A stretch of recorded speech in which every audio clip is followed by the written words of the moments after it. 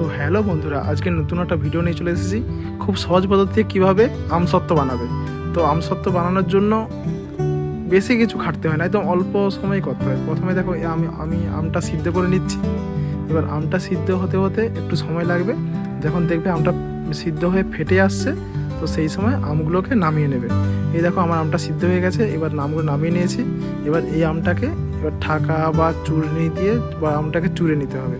তোমরা সবাই জানো নিশ্চয়ই কীভাবে চুরতে হয়। চুরে দিলে কারণ এই যে চুবড়িগুলো আসবে না আর কি, আর ভালোভাবে গ্রাইন্ডিং হবে। ঠাকাতে করলেই ভালো হয়, তোমরা ঠাকাতে করতে পারো।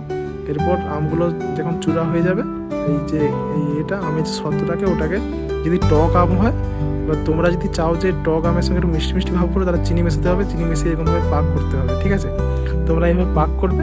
পাক করতে করতে করতে করতে যখন একটা গাঢ় গাঢ় ভাব এসে যাবে, অনেকক্ষণ দিয়ে পাক করবে। এটা আমি হাতে করেছি, তোমরা কোনো মেশিন দিয়ে বা অন্য চামচ দিয়ে কিছু করতে পারো। হাতে ভালো হয় তাই হাতে করছি। এবার দেখো, এবার রেডি হওয়ার পর থালায় তেল মাখিয়ে আমি রোদে দিয়ে দিয়েছি শুকোতে। কেমন কালারটা কেমন এসেছে বলো? আশা করি ভালোই হয়েছে। এবার এটা শুকনো হলে খেয়ে ভালো লাগবে। আশা করি এতটাই ভিডিও বানালাম, খুব সহজ পদ্ধতিতেই আমসত্ত্ব বানানো হয়ে গেল, ঠিক আছে? তো তোমাদের ভালো লাগলে লাইক কমেন্ট শেয়ার করে দিও। Tata bye.